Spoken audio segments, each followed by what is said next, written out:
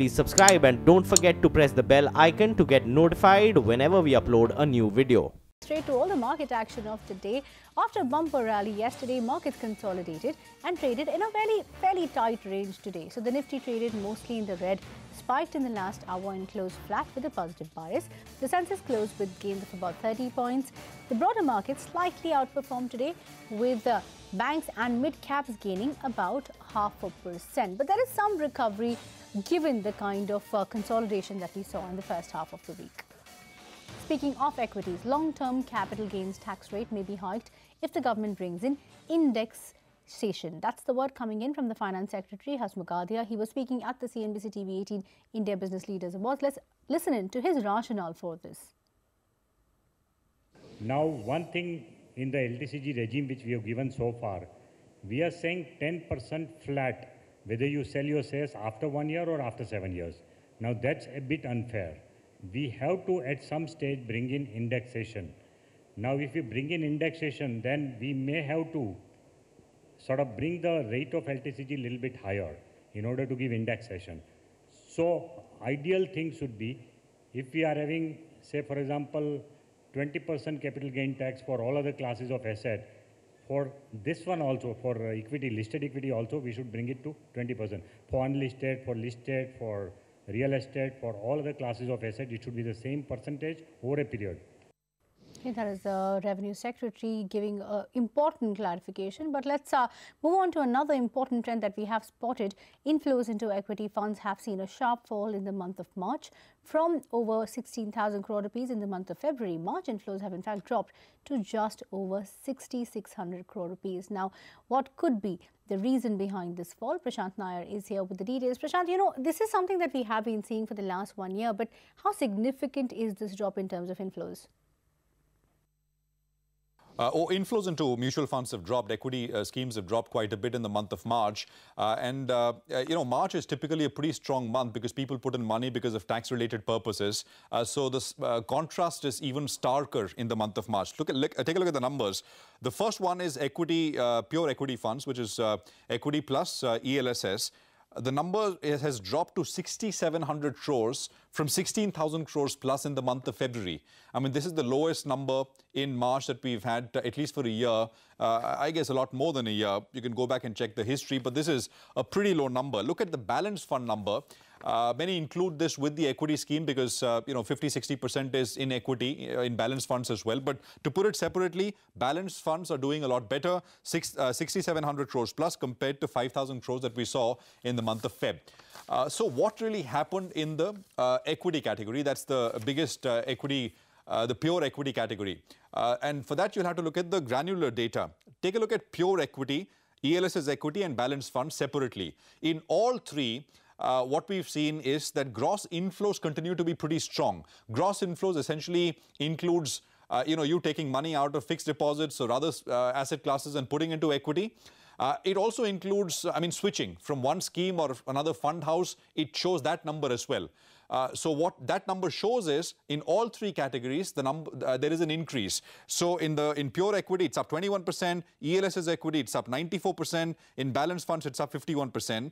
But what has happened is that redemptions in all three schemes have gone up a lot more. At least in two of the three schemes, redemptions are higher than the gross inflows, and that's really the problem. I spoke to mutual fund industry experts, and they believe this is essentially a result of you know, tax-related selling. The LTCG tax, the 10% tax which was imposed, that resulted in this particular redemption number that we saw, and they're hopeful that gross inflows remain strong, and that trend will continue, and net inflows will again look healthy starting the month of April in FY19. Back to you.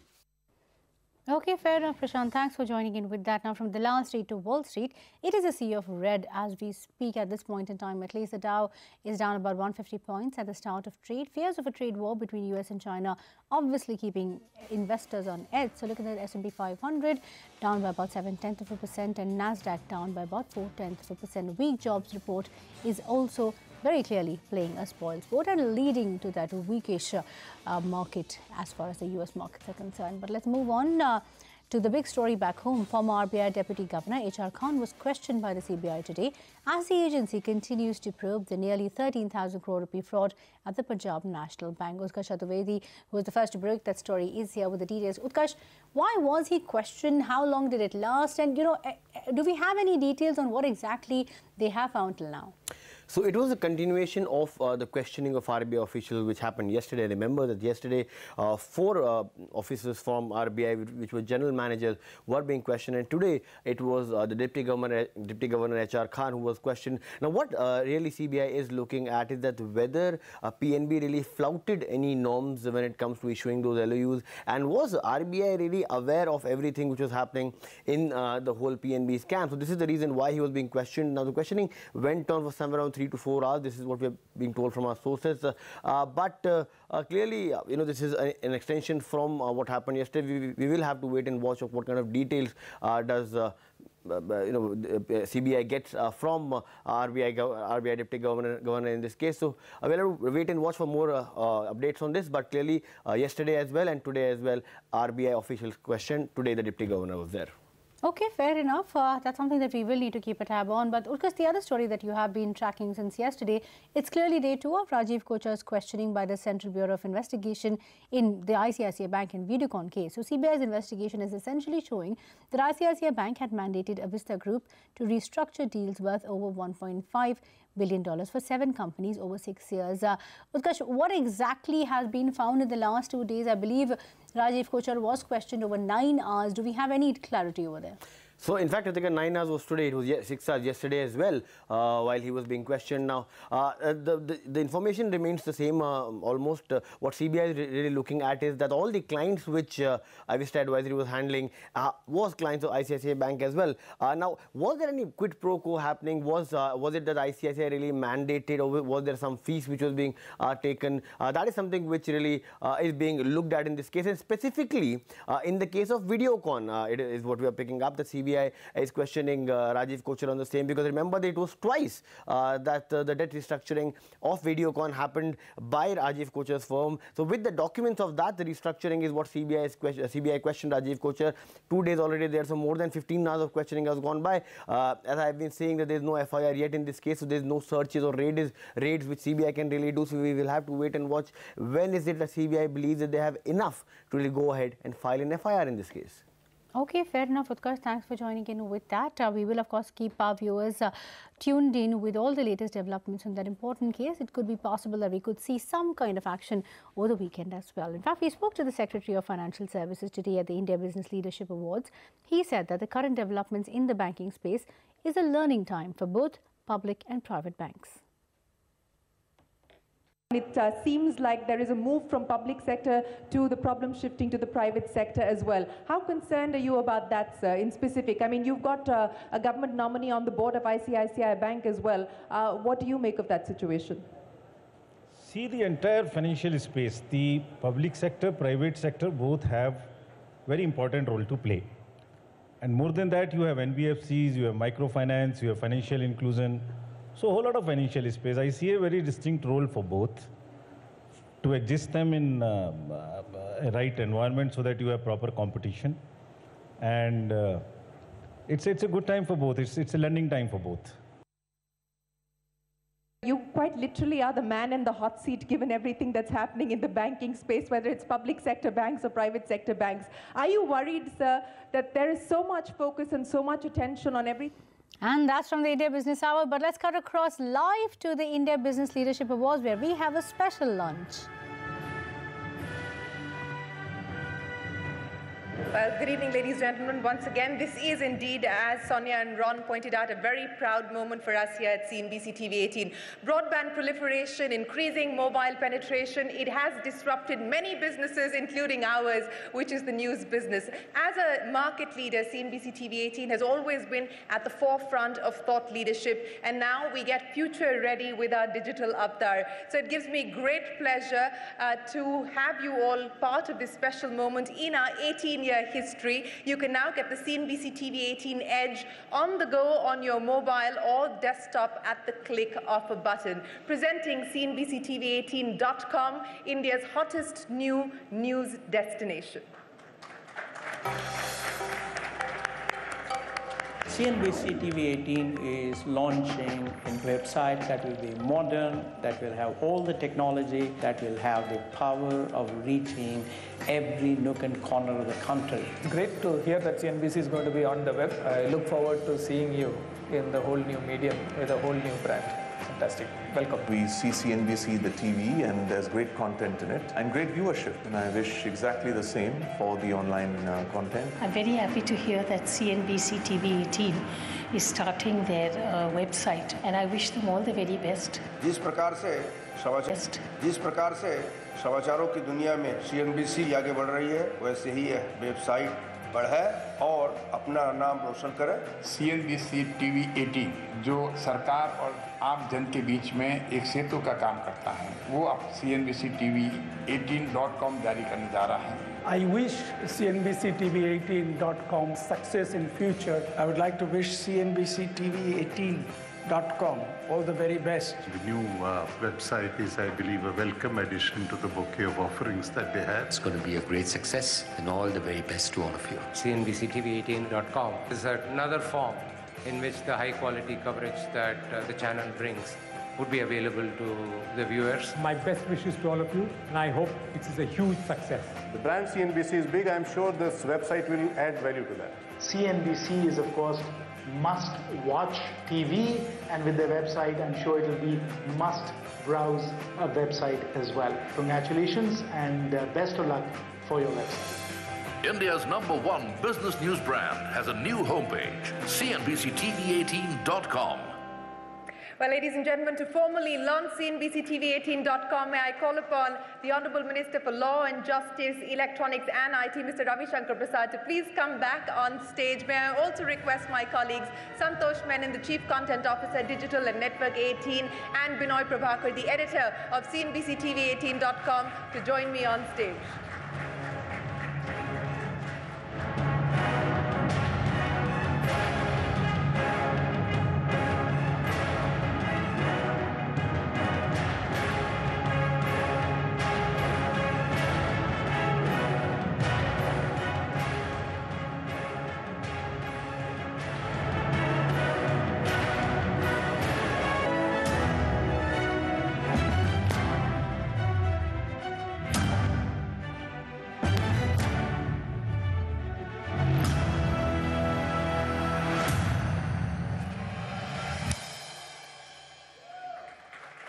A business story is a lot more than just a headline, and CNBCTV18.com is the only platform that brings you a complete 360-degree deconstruct of every story.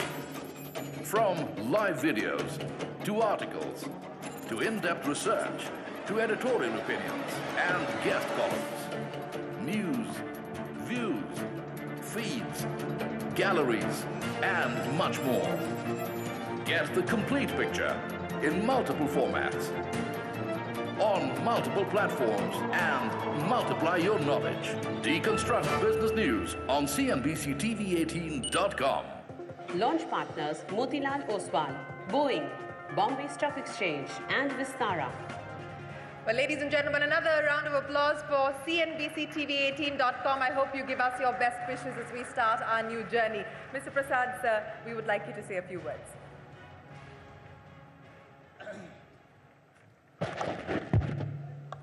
Shireen, ladies and gentlemen, congratulations to all the award winners. I think the best slogan which I see is agents of change, leaders of change.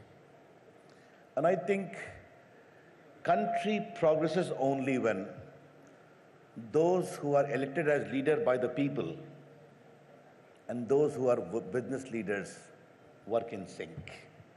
I always say it is the job of the government to create a convenient, conducive conditions.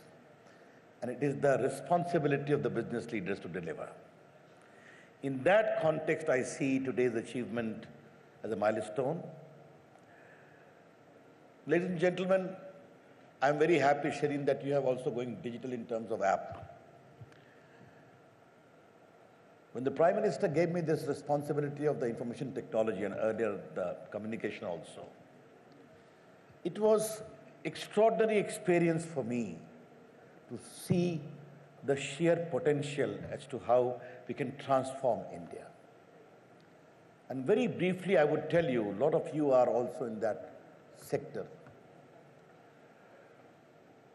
In a population of 1.3 billion today, India is home to 1.21 billion mobile phones, 500 million smartphones, 1.2 billion, 120 crore Aadhaar card, verifiable digital identity.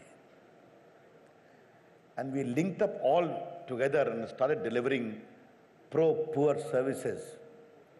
And do you know how much we have saved in the last 3 years? Only 83,000 crores, which used to be pocketed by middlemen and fictitious claimants. That is what digital governance is about. I don't know where has Dharmendra gone.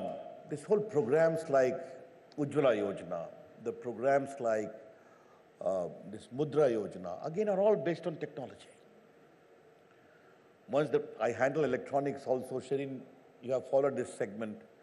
Once Prime Minister asked me, Ravi, tum kehte ho itna mobile phone hai, banta kitna hai? I found when our government has come to power, there are only 2 mobile factories. In the last 3.5 years, 120 mobile factories have come in India, which are manufacturing mobiles. And this Noida and Greater Noida is having 54 factories. And by this March end, when the final results will come, the total revenue rollover will be 1,32,000 crores. And our ambition is to make 50 crore mobile phone. Export has also started. And from mobile to electronics to consumer, even the import bill is coming down. That is what we are looking after. But I think 3 issues which we look forward to: taxation to digital platform, education to digital platform, and healthcare to digital platform. What we have just announced, the finance minister, 5 lakh per year. I think India is going to become a model. And what makes me very happy, ladies and gentlemen, India's digital story is one of digital inclusion, to bridge the digital divide between digital haves and digital have-nots. And I'm very happy when I see 6 crore Indians to become digitally literate, 1 crore have become already poor people. I think we are tapping our inner resources. And when I see all of you, whether in CSR or picking up aspirational districts, I see a new emergence of India. An India where partnership is genuine, an India where profound assurance to do well is overpowering. One last comment about the startup. Ajay and we were sitting together, we were talking about the dress sense of the startup. That has become their dress sense. A top Asia head of a top digital company came to meet me. And he said, Mr. Minister, how your country is changing, I would like to share a very interesting anecdote. Earlier, when I used to go to triple ITs to have campus selection, the toppers used to come rushing to us.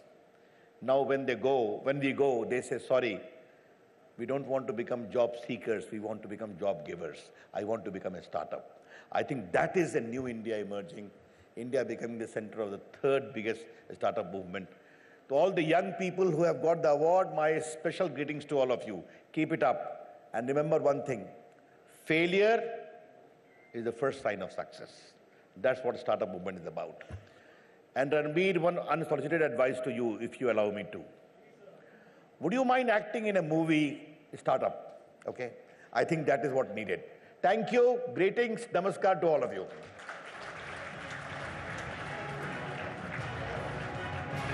Thank you very much, Mr. Prasad. Sonia and Ron, can we have you back up on stage now for our final set of awards?